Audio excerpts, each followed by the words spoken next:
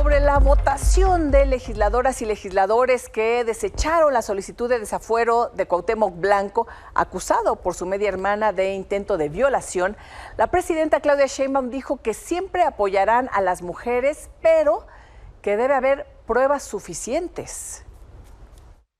No conozco las pruebas, lo que hubieran tenido, es una decisión del Congreso.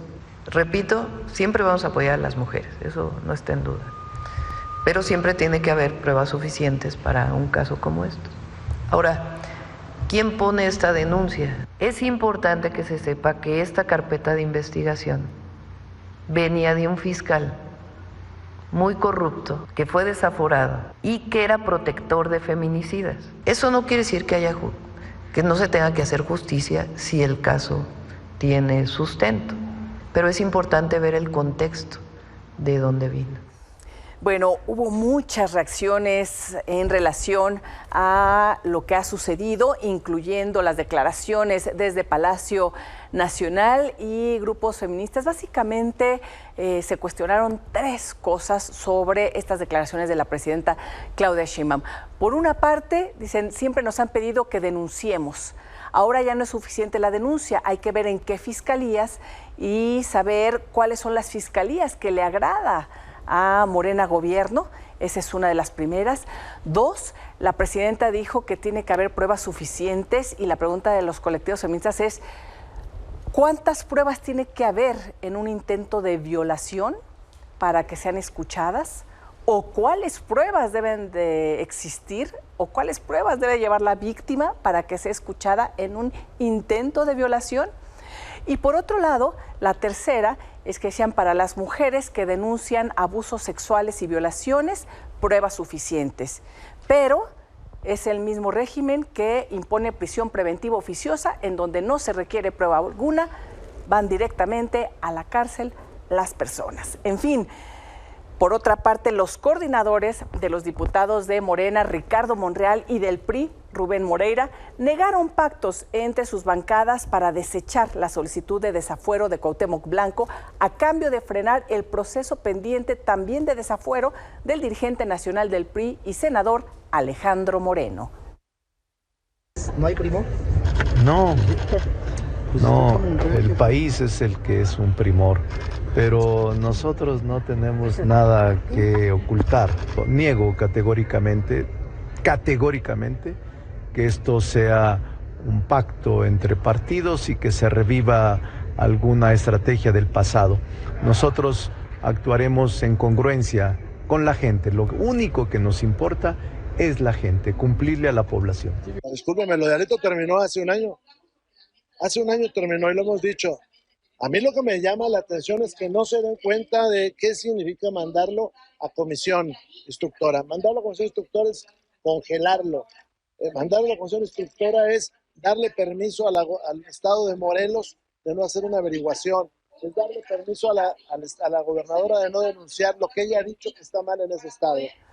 Bueno, así los priistas votando junto con los morenistas para no quitarle el fuero a Cuauhtémoc Blanco. Y dice Monreal, no es un pacto entre partidos, pero por lo pronto también los colectivos feministas dicen, pero ¿qué tal el pacto patriarcal?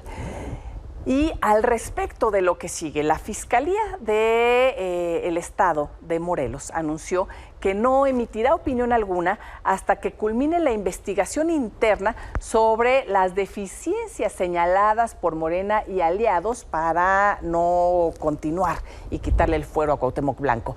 Esto a fin de evitar mayor politización o cualquier forma de revictimización. Indicó que la indagatoria tiene el objetivo de garantizar que la integración de la carpeta se apegue a la legalidad y al respeto de los derechos de la víctima. Por su parte, Rodrigo Dorantes, abogado de Nidia Fabiola Blanco, media hermana de Cuauhtémoc Blanco, dijo que se seguirán aportando pruebas en la carpeta de investigación y que la petición de su cliente es seguir adelante hasta donde llegue, a pesar de que el diputado haya, por lo pronto, librado el desafuero. Pues no hay fundamento ni político ni legal para decir que sea una venganza política. Le voy a explicar por qué. La víctima jamás tuvo el gusto de conocer al licenciado Uriel Carmona, que era el fiscal anterior, y yo no le veo ninguna situación porque la denuncia viene de una víctima, primero. Segunda, es su media hermana, o sea, ¿qué nexo político puede tener la hermana? No sabía o no sé qué preferencias políticas pueda tener. Yo creo que están desviando la atención, principalmente el hoy imputado señalado, porque no hay manera. Si ellos, en lo personal, el licenciado Uriel y el exgobernador tuvieron algunas situaciones de fricciones políticas o de otra índole, no es correcto que traten de mezclar o revolver las cosas para salir por la tangente y decir que es una venganza política. Bueno, y de acuerdo a los abogados, también a legisladoras, este proceso continúa todavía y se pueden aportar más pruebas. Por lo pronto, te comentaba que hay muchas reacciones, sobre todo de colectivas feministas. Convocaron a una manifestación para el próximo sábado 29 de marzo a las 11 de la mañana en la glorieta de las mujeres que luchan en la Ciudad de México para exigir el desafuero de Cuauhtémoc Blanco y que sea juzgado. Señalan que está acusado de violación y lo protegieron, lo que es una traición a la justicia y los derechos de las mujeres, y que llegar todas significa romper el pacto que entre todos los partidos, las mujeres que ocupen cargos públicos los ejerzan con perspectiva de género, protegiendo los derechos de las mujeres. Ahí está la convocatoria para el próximo sábado. Y el juez estadounidense Frederick Block dio 3 meses para que la Fiscalía de Estados Unidos informe si solicitará la pena de muerte en contra de Rafael Caro Quintero, acusado del asesinato del exagente de la DEA Enrique Kiki Camarena y líder del Cártel de Guadalajara. Hoy se llevó a cabo la audiencia ante una corte federal en Brooklyn, Nueva York. Caro Quintero lució, así como ve ustedes estas imágenes, los dibujos del traje beige carcelario, con una playera y un pantalón anaranjado debajo. Fue presentado junto a su sobrino Ismael Quintero, quien busca un acuerdo de culpabilidad. La próxima audiencia de Caro Quintero está programada para el 25 de junio. Roberta Garza, muy buenas noches, querida Roberta, gracias por estar con nosotros. ¿Qué tal, Elisa? Buenas noches a todos. Oye, Roberta, a ver, ¿cómo estuvo la audiencia de hoy? Había, como el anterior, por lo que pudimos ver, mucha presencia de agentes de la DEA. Platícanos cómo estuvo. Así es, no tantos como la vez pasada, pero sí hubo unas 20, 30 agentes de la DEA que estaban abarrotando el salón. Caro Quintero se presentó junto con su sobrino. Básicamente fue una conferencia de estatus para ver cómo van con los preparativos del juicio, cómo se están comunicando entre la defensa y la fiscalía. Una cosa importante que hay que ver en este caso, a Caro Quintero le asignaron una defensora de oficio, pero una defensora de oficio de alto estatus. ¿Qué quiere decir eso? Que el gobierno le paga, digamos, le pone una defensora pública a los inculpados que no pueden pagarse lo que por el momento no pueden pagarse un defensor privado, pero que necesitan tener un consejo legal de alta gama. En este caso, porque Caro Quintero enfrenta efectivamente la pena de muerte. Es una de las cosas que se van a resolver en la siguiente conferencia de estatus, que como tú lo apuntaste va a ser hasta verano. Y ya de ahí, si efectivamente va a enfrentar la pena de muerte como un posible castigo en caso de encontrársele culpable, necesita tener una defensa a tono con el crimen y a tono con el personaje. Evidentemente no es como que le ponen ese tipo de defensores de alta gama a cualquier criminal. A García Luna, por ejemplo, lo tuvo. De Castro es un defensor de oficio que normalmente no ejerce como tal, pero que fue llamado para defender a García Luna porque García Luna nunca pudo probar ingresos, lícitos para poderle pagar a un abogado. Y en el mismo caso aplica a Caro Quintero en este caso. Ok, entonces por lo pronto estará esta abogada de alto nivel. Oye, estaba tratando de checar aquí, Roberta, porque pusiste en tus redes un documento testado con muchos nombres.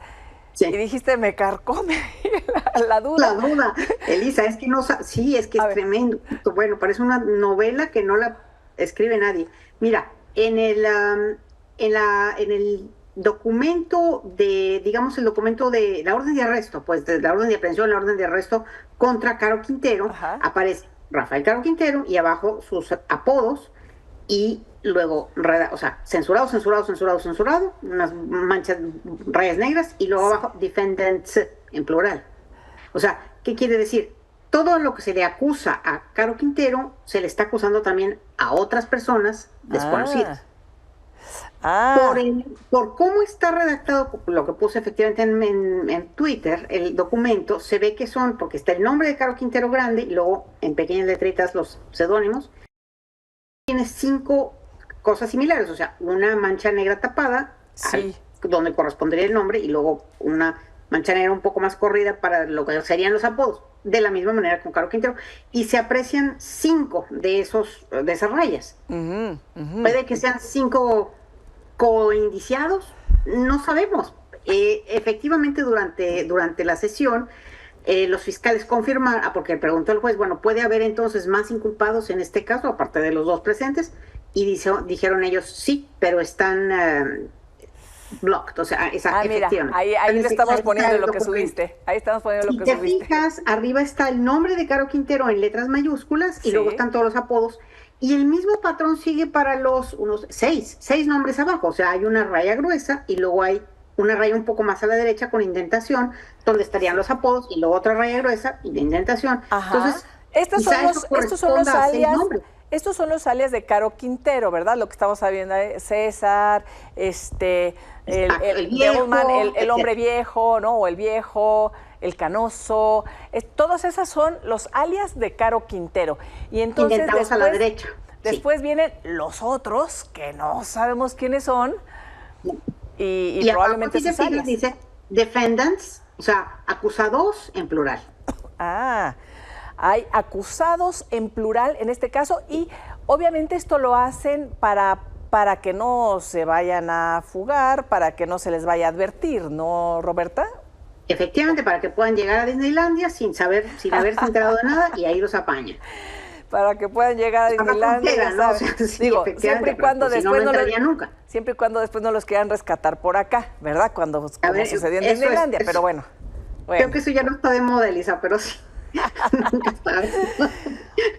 Oye, pues sí está interesante, y siempre la pregunta queda si estarán ahí, por ejemplo, los policías que lo agarraron, que los hemos visto ahí en el documental, donde han declarado públicamente cómo lo agarraron, o los personajes que dicen los policías que estuvieron por ahí en las reuniones, que son políticos mexicanos, y uno de ellos pues que ha trascendido sexenio tras sexenio. Bueno, ya no, pero bueno, no sabemos si también por ahí hay algún otro nombre, ¿no? No tenemos idea. Ahora, evidentemente no son personajes menores, no es su sobrino que estaba con él, Quintero Arellanes, no Arellanes.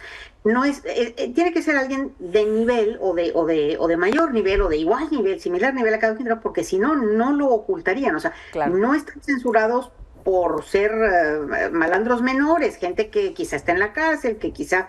No, están censurados porque evidentemente son gente que tiene un cierto peso en el mundo y que ellos esperan que algún día pisen Estados Unidos sin saber que tienen orden de aprehensión y ahí los puedan apañar. Exacto. Esta es la mecánica realmente que siguen estas... Exacto. Sí. Pero por cierto, algunos de esos políticos no han pisado Estados Unidos, ¿eh? Pues no, porque si no ya estaría en la cárcel y él estaría Estados Unidos. Pero bueno, muy bien, Roberta, pues vamos a seguir pendientes con este caso, por supuesto. Ya nos irás avisando, pero la siguiente audiencia está programada para el 25 de junio y todavía para llegar a juicio falta, ¿verdad? Sí, falta mucho, Elisa. Bueno, puede ser, mira, a como van las cosas, puede ser hasta diciembre, quizá, no lo veamos a fin de año, si es que llega a juicio. Ahora, ese es un tema interesante, porque si efectivamente, no sabemos contra Caro Quintero, si efectivamente le van a recetar la posibilidad de pena de muerte. Si le recetan la posibilidad de pena de muerte, ¿qué puede negociar a cambio de su vida? Caro Quintero es una persona que estuvo años fuera del negocio, está años en la cárcel o semi en el negocio, porque sabemos que desde las cárceles mexicanas se maneja estupendamente los cárteles de los capos apresados, pero realmente él estaba un poco al margen de todo esto, no de la misma manera como Carrillo Fuentes o como Carrillo Fuentes, perdóname, como Zambada, por ejemplo, que sí estaba totalmente en el ajo. Sí.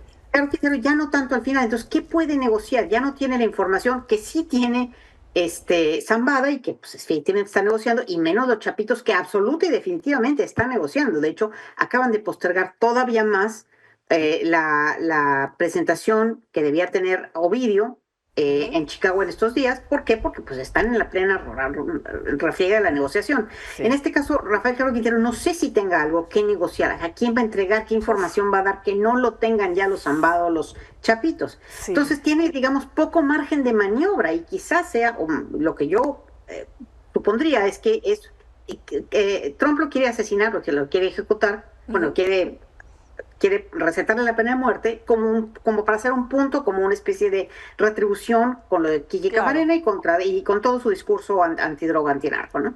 Entonces, si así es, no tendría más remedio Caro Quintero más que llegar a juicio, porque pues ¿qué va a ganar con negociar, no? Entonces, si llega a juicio, bueno, otra vez vamos a tener una cantidad de información bellísima saliendo de los procesos y los procedimientos y el material entregado para probarlo como culpable o inocente. Va a estar muy interesante, no sabemos qué pueda pasar. ¿Para qué se va a declarar culpable si lo van a matar? Pues para nada. Entonces, si efectivamente va la pena de muerte, quizá él o negocie contra qué no sé, o tenga que arrojarse a un juicio esperando prácticamente de manera imposible que lo declaren inocente. Pues sí, juicio, ahí estaremos, querida Roberta. Y ahí vamos a estar. Sí, muchísimas gracias, Roberta, estamos en contacto. Te mando un abrazo. Muchas gracias, saludos a todos. Buenas noches. Y hoy se llevó a cabo allá en Estados Unidos precisamente una audiencia de la CIA y el FBI sobre la filtración de información sensible, fentanilo y otras amenazas a la seguridad. Ahí se habló de México y específicamente del trabajo del secretario de Seguridad y Protección Ciudadana, Omar García Harfuch. Kash Patel, director del FBI, destacó la relación y la coordinación que han tenido con el secretario. We have been working. One of the first meetings I took as FBI director was my counterpart, Secretary Farouche in Mexico. And subsequent to that, we have repaid or extradited or expelled from Mexico 2 top 10 of the FBI's most wanted list and 33 other criminals. Well, it sounds to me like we're working closer with them today than we have in the last several years, and that the focus of the FBI has shifted to actually protecting American citizens instead of arresting pro-life protesters. Our mission is to find violent criminals wherever they are, and if they're in Mexico, we're going to get them. Y Mario Ramírez Treviño, alias El Pelón o X20, ex líder del Cártel del Golfo, falleció el pasado 13 de marzo en una prisión federal de Estados Unidos. Su muerte llevó al Departamento de Justicia a solicitar la desestimación ya de los cargos en su contra y la cancelación de su juicio programado para mayo. Ramírez Treviño fue detenido en 2013 en Reynosa, Tamaulipas, y extraditado en 2017 a Estados Unidos, donde enfrentaba cargos por tráfico de drogas y lavado de dinero. En los últimos años fungió como testigo clave en procesos contra otros capos como Rubén Oseguera González, el Menchito, hijo del líder del cártel Jalisco Nueva Generación. Hasta el momento las autoridades no han revelado la causa exacta de su muerte. Y Ovidio Guzmán, hijo del Chapo, volverá a la Corte Federal de Chicago, el 12 de mayo. Su audiencia de estatus fue reagendada por un acuerdo entre la Fiscalía y la defensa de Ovidio, alias El Ratón. El cambio en la fecha de su audiencia ocurre en medio de estas negociaciones para un acuerdo de culpabilidad. Su hermano Joaquín Guzmán López tiene como fecha de audiencia el 18 de abril. Y recordemos que Joaquín, el hermano de Ovidio, es quien voló junto con el Mayo Zambada a Estados Unidos, quien habría entregado al Mayo. Y por ello aquí en México, en medio de la guerra entre Chapitos y Mayiza por la captura del Mayo, en Hermosillo, Sonora, fue detenido Salú Hernández Tenorio, alias El Ponchis, líder del grupo delictivo de los cazadores ligados a la facción de los Chapitos. El Ponchis era uno de los principales generadores de violencia en los municipios de Santana, Sázabe y Magdalena. Figuraba entre los 10 objetivos principales de agencias estadounidenses. Y la Fiscalía de Sonora ofreció una recompensa de 500,000 pesos por información que condujera a su captura. Mientras tanto, en Sinaloa, la violencia continúa. Ayer 3 personas fueron asesinadas, 4 viviendas incendiadas y un vehículo abandonado con presuntos explosivos. En la sindicatura de Costa Rica fue localizado un hombre asesinado, envuelto en plástico negro y encobijado. Horas después, en la colonia Antonio Toledo, otro hombre fue ultimado a balazos. La víctima era dueño de un negocio de reciclaje, mientras que en Mazatlán fue encontrado el cuerpo de un hombre en avanzado estado de descomposición. Y en Nuevo León, al menos 5 restaurantes de la sucursal El Pollo Loco han sido atacados e incendiados. Los daños han sido en locales ubicados en Apodaca, Guadalupe, Monterrey y Santa Catarina. La empresa reafirmó su compromiso con la seguridad de sus colaboradores, clientes y comunidad. El último ataque ocurrió el 24 de marzo, cuando 2 sujetos rompieron una de las ventanas del local y le prendieron fuego. En el video incluso usted puede observar que un trabajador seguía adentro.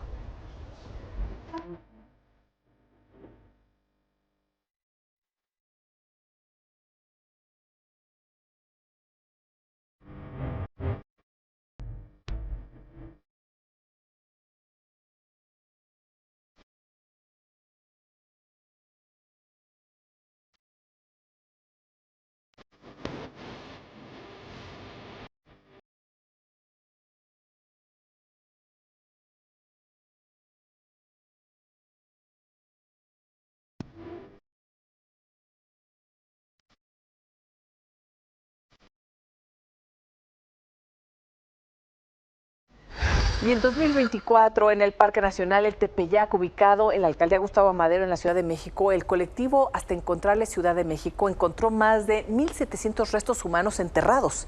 7 meses después del hallazgo, las autoridades no terminan de analizar los restos y las familias siguen sin una respuesta.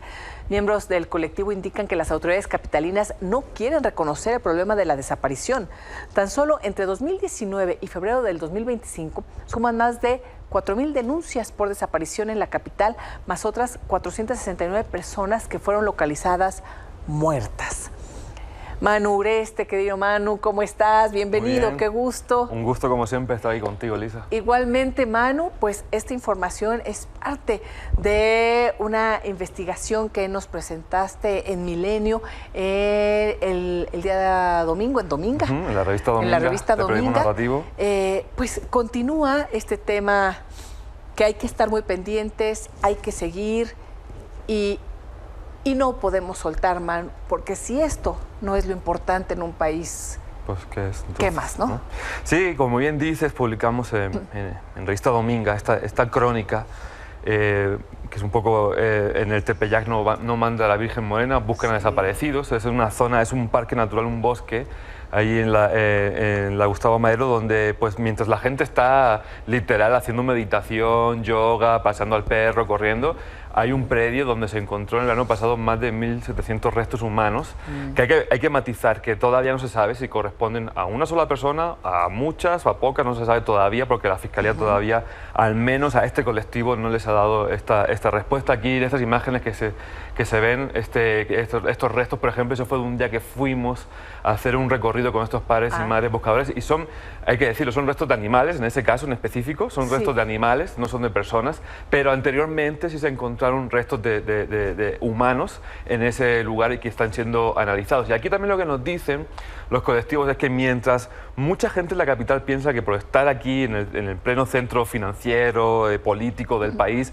esto de las desapariciones, fosas, no sucede aquí, que es en Sinaloa, que es en Sonora, que es en el norte del país. Sí. No, acá también hay miles de desaparecidos, acá también se están encontrando fosas con enterramientos clandestinos. Hoy mismo, en esta semana, se está llevando a cabo otra jornada de búsqueda en el Ajusco, aquí también en la Ciudad de México, donde también en años pasados se han encontrado restos humanos en la búsqueda de personas desaparecidas, ¿no? Sí, oye, Manu, y recuerdo que la propia Carla Quintana, comisionada nacional de búsqueda hace unos años, comentaba precisamente de este subregistro que hay de desapariciones y México estaba dentro de las entidades en donde se tenía esto, ¿no? Sí.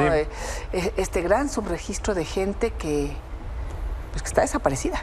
Sí, hay un gran subregistro. También publicamos hace no mucho, ahora sí que también en el Animal Político, que Mexicali y Baja California, por ejemplo, tienen un gran subregistro de las cifras, bien porque hay una gran cifra negra de que la gente no quiere denunciar o le da miedo denunciar, o porque las autoridades no están reportando a la autoridad federal el número de denuncias reales que hay. Esto es un gran problema, ¿no?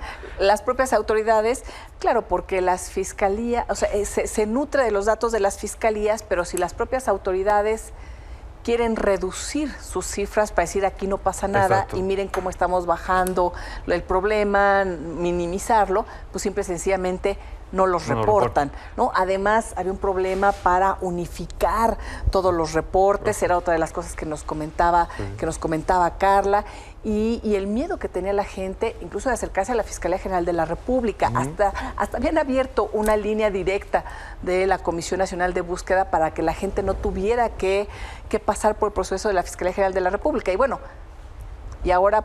Pues con lo que acaba de pasar en Teuchitlán, ni se diga, ¿no? Pero bueno, incluso también nos decían estas buscadoras que incluso a veces que las fiscalías lo que hacen es que, por ejemplo, si a la persona desaparecida lo bajaron del carro a la fuerza y le robaron el carro, la denuncia es por robo, no es por desaparición, ¿no? Entonces, por eso también hay este subregistro. Y aquí en la Ciudad de México también está este tema de que, por un lado, se dice que bajaron muchísimos homicidios, pero por otro lado tenemos miles de desaparecidos y ya personas que aparecieron muertas, ¿no? Hasta el momento van al menos, según las cifras oficiales, más de 4.000 denuncias que siguen activas, es decir, de personas que no han sido localizadas aquí en la capital del país, y por eso cada vez estamos viendo más estas brigadas de búsqueda que habitualmente las veíamos en Veracruz, en Sonora, en el norte del país, ¿no? Las estamos viendo cada vez más en la Ciudad de México buscando a estas personas desaparecidas, ¿no? Entonces, por eso lo que nos dicen estos buscadores es que a pesar de que las autoridades tienen esta narrativa de no, esto no es un problema que sucede aquí en la capital del país, no, sí está sucediendo y los colectivos de búsqueda ya dicen que no sucede. Bueno, es que... O sea, en general se minimizan muchas cosas, ¿no? Y comienza... Esta es una más de las que se minimizan, ¿no? Y comienza el desvío de atención semántico de cómo nombrar cosas y cómo minimizarlas y las oposiciones. Y ahí ponen además a medios de comunicación, a periodistas, ¿no? Como si fuéramos políticos, pero ahí sí es que se hace algún tipo de señalamiento de los horrores que se encuentran en este país, en todos los estados.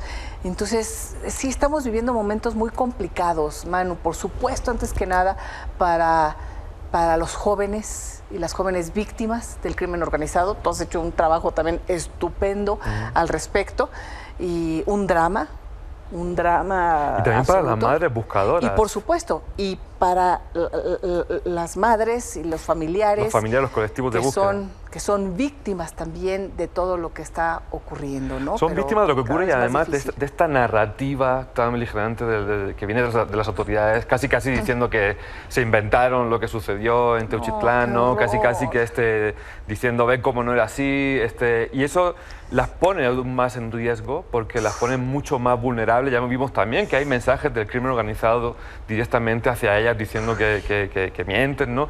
Entonces, realmente... O de quién sabe quién, porque también vimos a un grupo de hombres con armas del ejército, pero que quién sabe si son o no son, y que se dicen que son parte del cártel. Es una locura y de una violencia en contra de las madres buscadoras tremenda, muy preocupante. Hemos platicado estos días con ellas y muchas te refieren a eso, están muy preocupadas, porque además de que ya ellas están haciendo, los colectivos están haciendo el trabajo que debería hacer el Estado, sin la seguridad muchas veces que le debería también de brindar el Estado, las pones en una situación de mucho más riesgo, porque las estás poniendo ahí, ¿no? frente al escrutinio público, y estos grupos del crimen organizado pues ya están muchas veces pues amenazan, ¿no? De hecho, hemos comentado muchas veces, Elisa, ¿no? De que estas madres luego van a muchos de estos lugares y antes le piden permiso al crimen organizado diciéndole, oiga, no buscamos culpables, nada más déjennos entrar a buscar a nuestros seres queridos, lo único que queremos es respuestas y tener algo de paz ya en nuestras vidas.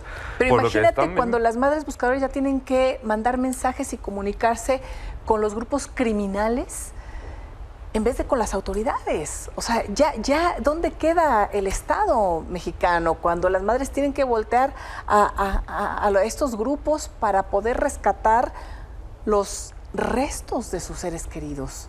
indicios de sus seres queridos. O sea, Por eso, Lisa, tremendo. en esta crónica que publicamos en Dominga, los padres y madres buscadores nos decían, bueno, yo les decía, estamos muy cerca de la Basílica de Guadalupe, y me decían, mira, no queremos un milagro de la Virgen de Guadalupe, solamente pedimos que las autoridades hagan su trabajo, que vengan a ayudarnos a buscar a los desaparecidos, porque es su obligación también, porque hay una comisión de búsqueda, hay una fiscalía, hay muchas instancias que deben hacer este trabajo con nosotros. Ellos Pero andan en la propaganda, andan en la politiquería y andan en no sé qué, porque... Y también hay que decirlo, muchas veces, Elisa, sin presupuesto.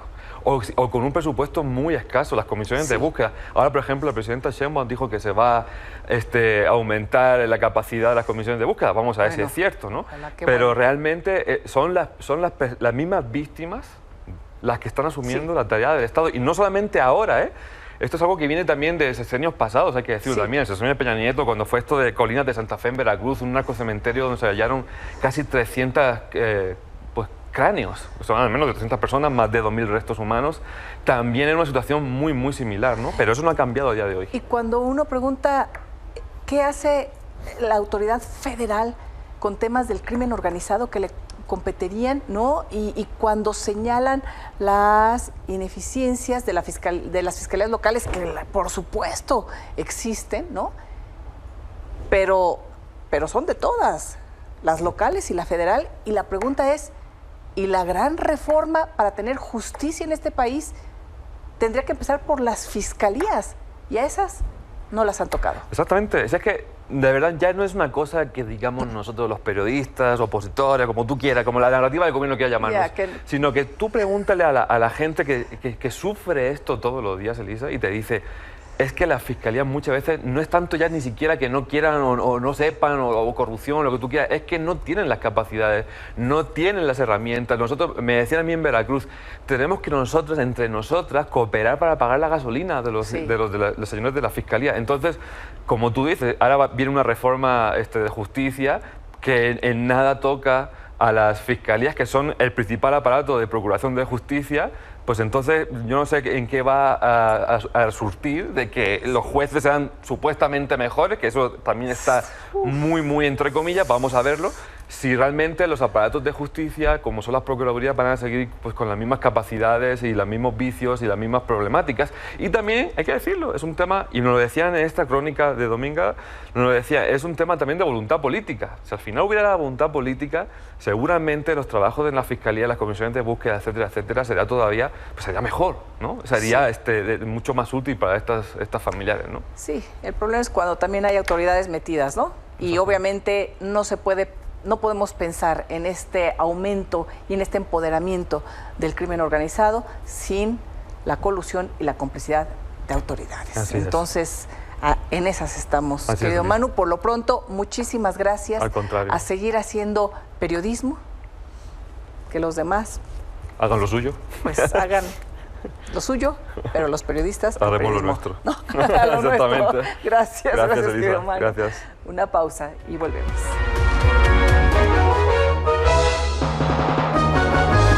Manuel Somoza, querido Manuel, buenas noches.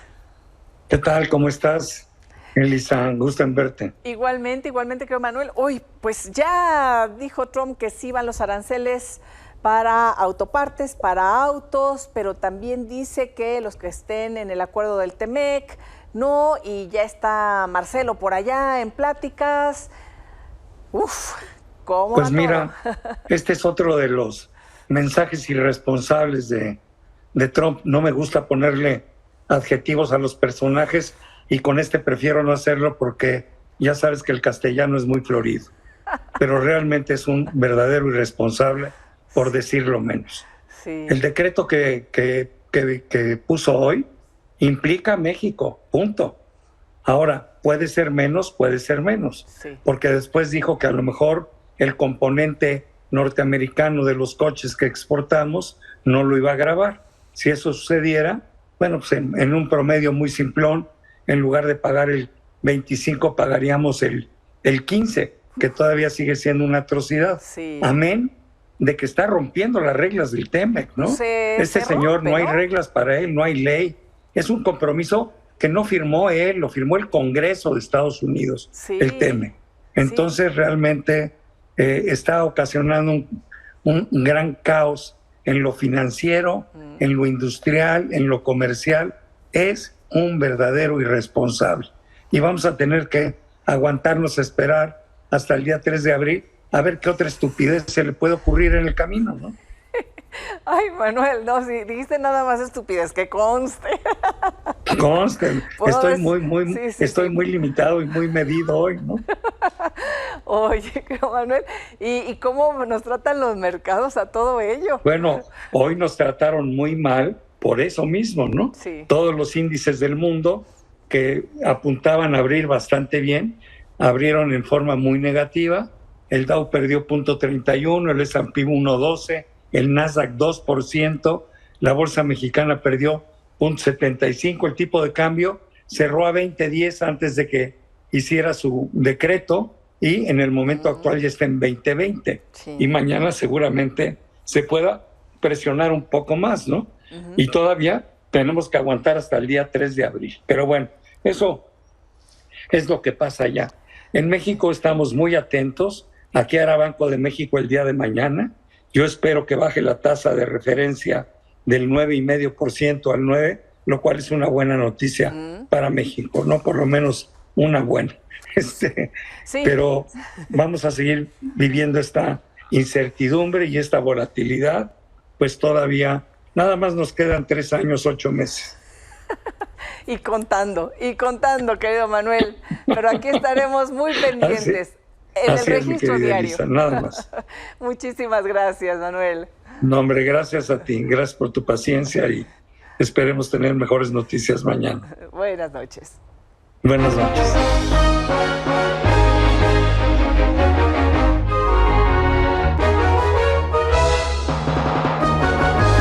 Un apagón en el Instituto Nacional de Cancerología en Tlalpan, en la Ciudad de México, dejó a cientos de pacientes sin atención esta mañana. El edificio de consulta ambulatoria y radioterapia de Avenida San Fernando 22 quedó a oscuras y tuvieron que desalojar a las personas. Más tarde, la Secretaría de Salud informó que se interrumpió el suministro eléctrico. 3 horas después llegó personal de la Comisión Federal de Electricidad, 3 horas después, para solucionar el problema. Las citas para los pacientes fueron reprogramadas. Hasta aquí la información. Gracias por su atención. Los espero mañana en este espacio de noticias. Hasta entonces, buenas noches.